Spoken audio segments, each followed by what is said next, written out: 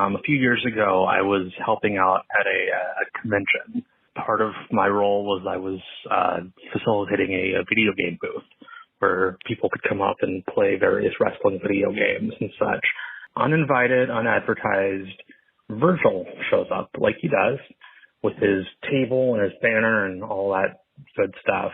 First day was normal Virgil antics, and I believe at one point he was harassing the AAW promoters about all their dates so he can come set up there. But the second day, we had one of those WWE games where you can play as like the legends. Virgil walks up to what's going on and looks at the screen and starts talking trash about how the games back in his day had better graphics, and he just goes silent for a minute.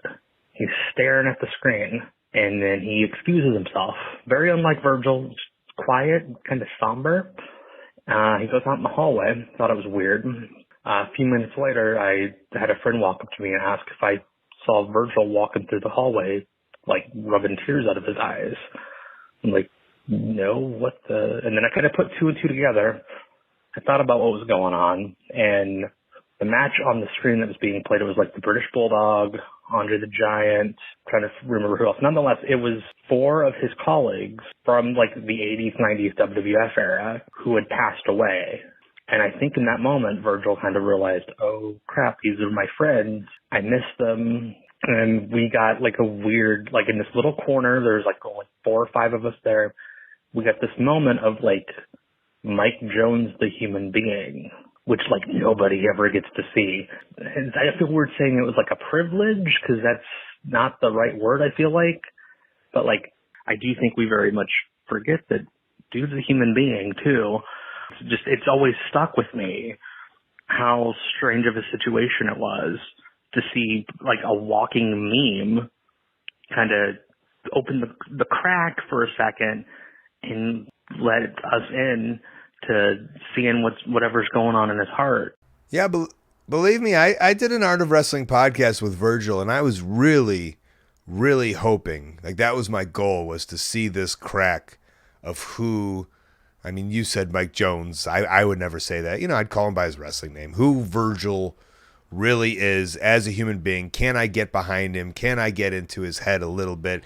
And for the most part, not really. It was very hard. He's on guard. He's, I don't know, put through the system. And then also I think there's something eclectic up there about Virgil just in general, even if we take away wrestling. Not good or bad, but just, I think, different. And so I've been there. I've tried to get that information. And I will say this caller prefaced a lot of this call with like, I got a different Virgil story. And my goal isn't to make this podcast the wild, wild stories of Virgil. It just so happens, like you said, he's been memed for years now. They're out there. They've been written down. Sometimes they've been videotaped, but there's never been a real place to tell these kind of stories in the audio version, and that's kind of what this is. But this is a home for any kind of story, and this is a great story. These are also the stories that I kind of want to hear, and it's nice to hear about a real moment from Virgil. I'm sure it was hard for him. I'm glad he could be human. He could show that he's vulnerable, emotional. I think we can all do that. It's not a bad thing. I did hear he was selling Virgil tears after this moment for $5 in the hallway, but that's just me.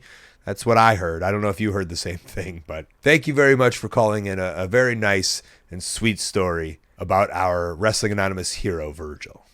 Hey, thanks for watching. That call was part of a whole podcast called Wrestling Anonymous. Listen to the whole thing weekly. Wherever you listen to your podcast, go subscribe. And while you're at it, subscribe right here on YouTube to Colt Cabana's channel. Thank you.